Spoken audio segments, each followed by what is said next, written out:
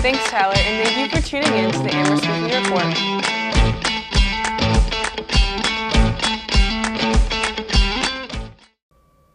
Hello and welcome to the premiere of the Amherst Weekly Report by Amherst Media. I'm Jade Mosley.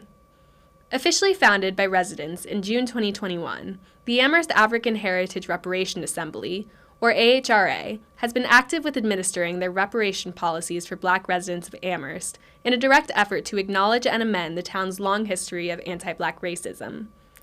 The idea for the committee began as a result of a December 2020 Town Council resolution meeting to affirm the town of Amherst's commitment to equity for Black residents. This meeting was initially triggered by the tragic killing of George Floyd earlier that year on May 31, 2020. The official resolution document drafted in the December 7th council meeting outlines in grave detail the prolific racist history of the town of Amherst. It dates back to 1641, when Massachusetts was the first United States colony to legalize slavery. The document lists 21 isolated incidents of racism against Black people in Amherst. The document cites several isolated incidents, such as in 1948, where UMass Amherst denied the first Black faculty member and his wife housing due to his race. It cites another incident in 2018, where flyers and stickers from a white nationalist group were plastered all over the campus of UMass the day that the guest speaker, Ibram X. Kendi, delivered a speech on how to be an anti-racist. The document also presents statistics from the Amherst census in 2019, where the median family income for white families was 2.4 times greater than Black families, and 51% of the Black population in Amherst was reported as living below the poverty line, compared to only 30% of the white population. The document's list of racial harms against Black people in Amherst ends with the statement, "The town of Amherst acknowledges this is a partial list, which represents only a small sampling of Amherst's history of anti-Black racism." The resolution document continues on to list the several ways that the Town Council of Amherst aims to mediate these harms, notably ending with the commitment to engage in a path of remedy for Black Amherst residents who have been injured or harmed by discrimination and racial injustice. 7 months later, the AHRA was formed, the founding members containing 7 residents of Amherst, 6 of them being Black identifying. And in those few months, the Assembly has managed to command the Town Council to make moves to commit to a powerful reparational policy that will secure the future of Black residents and students of Amherst. So, what are the reparations? Although not specifically defined in their founding document, AHRA enacts reparations as a process of remedying harm done to Black individuals as a result of the conscious and unconscious white supremacy upheld by the town of Amherst. This remedying could exist in several forms, such as, but not limited to, economic, social, and structural. In a short interview with founding member Dr. Shabazz, a professor and director of African American Studies at UMass Amherst, mentions that although reparations are constructed for Black people, non-Black individuals also benefit from reparations. It is a process of healing for all people, he said. So far, the AHRA has drafted up several starting ideas for reparations in Amherst. They are in the beginning phases of establishing a substantial reparations stabilization fund, which currently has $210,000 accessible to the AHRA. They are planning to use money to assist Amherst Black families in need, building a BIPOC Youth Empowerment Center, as well as plan public events and fundraisers to celebrate Black life and culture in Amherst. The issue present is the funding. $210,000 is not nearly enough to fund all the projects the AHRA has committed to.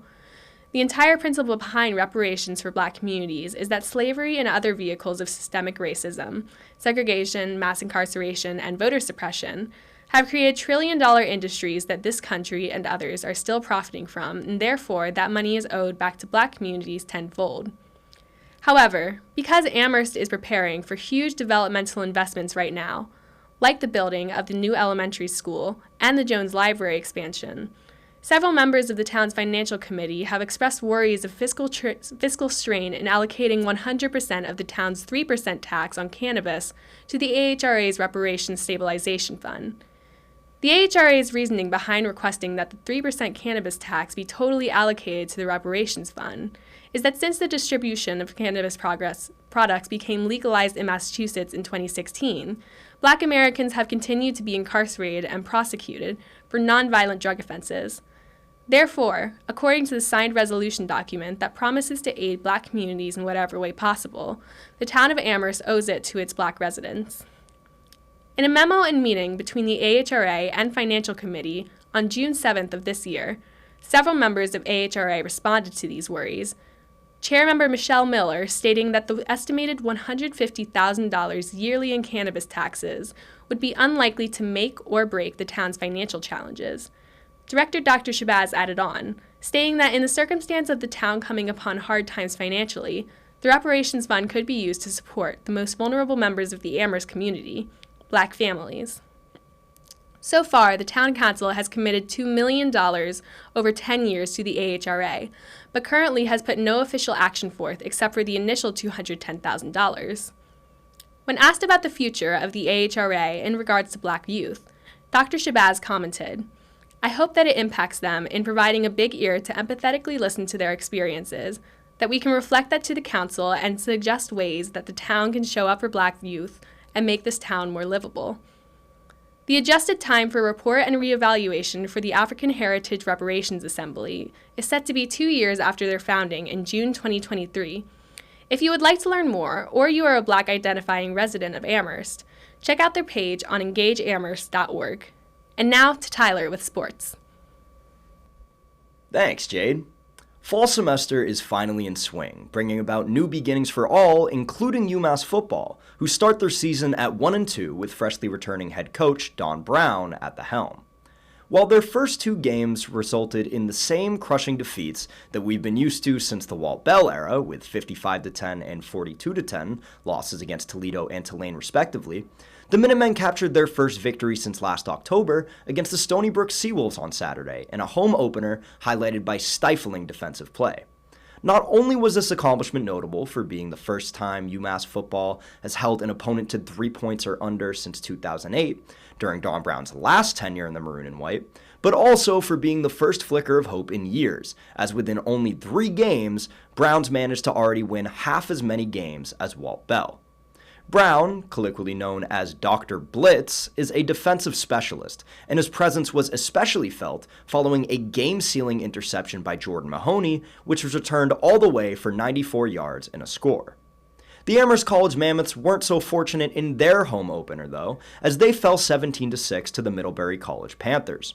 The Mammoths appeared to come out of the gates hot, as they marched all the way to the Panthers' 10-yard line from their own 23, before completely swinging the momentum the other way with an untimely interception.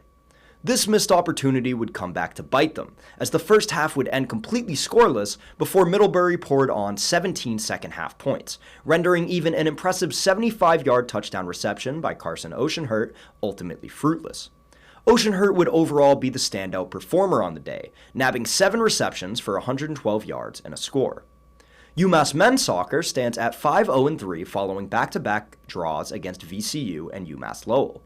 This start makes the first time the Minutemen have remained unbeaten through their first games of the season in program history.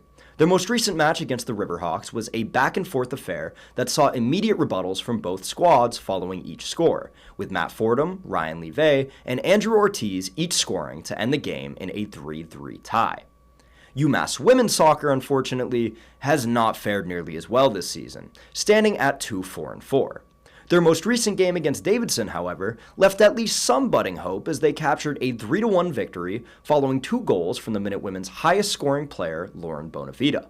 This performance was the second time that she scored 2 goals in a single game this season, and the third consecutive time she scored in a game as well. The squad's record may be deceiving, as beyond a 1-6 loss to Pittsburgh and a 1-4 loss to Harvard, their games are either draws or decided by a single point. Although their start to the season has been shaky, with continual great performances by Lauren Bonavita, there's nothing to stop the UMass Minutewomen from turning things around and having another season akin to their 2021 A10 championship run. Back to you, Jade. Springfield hosted its 32nd Puerto Rican parade on September 18th, celebrating the Valley's Hispanic community with food, music, and various other festivities. Starting at 11 a.m. on Main Street, the parade marched through the streets of Springfield, ending its path on Boland Way. Springfield is home to the largest number of Puerto Ricans in the state of Massachusetts, and over 40% of the population identifies as Hispanic. The parade celebrates not just Hispanic heritage, but also the unique contributions the community has made to Springfield and Western Massachusetts at large. The theme of this year's parade was Unidos Progresamos, or United We Progress. Jade Rivera McFarlane, one of the parade's organizers, explained the meaning of this phrase to Mass Live, saying, "When one person in the community does well, we all do well." While this event has always sparked excitement throughout the Pioneer Valley, this year's reiteration is particularly special. For the first time since the beginning of the COVID-19 pandemic, the parade was held in person. After 2 years online, participants were once again able to wave their Puerto Rican flags through their community. This past Thursday, part of North Pleasant Street was closed down for Amherst's block party. The event took place the 15th from 5 to 9 p.m. Prior to Thursday, there had not been a block party in Amherst since 2019, before the pandemic. And according to Mass Live, residents were thrilled to be back out at the block party for the 9th time. The block party included a show circus with aerial acrobats, stilt walkers, jugglers, and contortionists. Near Amity Street was a stage set up for music by Mr. G and the Soul Magnets, two beloved attractions. The Drake also had a free open house from 5 to 11 with Frozen Corn, Spectre Folk, Wes Buckley, and DJ Chris Dooley. For the kids, there was face painting, balloon animals, and yo-yo arts at the Kids' Place near Halleck Street. Amherst College also hosted a booth with painting and drawing. Officials estimated about 5,000 people attended the event. The COVID-19 pandemic stunted the local economy in Amherst, so as COVID-19 slows down, it was important to get people back out to see local businesses again, said Gabrielle Gold, Executive Director of the Amherst Business Improvement District. If you missed this block party, don't worry. Next year, the district hopes to do the block party even bigger and better, and they're also planning more events for winter. Gold said the district plans on a winter holiday stroll, with Amherst businesses and horse-drawn carriages in December. They are also planning a Fire and Ice Sculpture Festival in February, with fire jugglers, ice sculptures, and tents serving beer, wine, and hot cider. So keep your eyes peeled for future events as Amherst begins to see more normalcy after the pandemic. Thank you for tuning in to the Amherst Weekly Report. I'm Jade Mosley. We'll see you at the same time next week.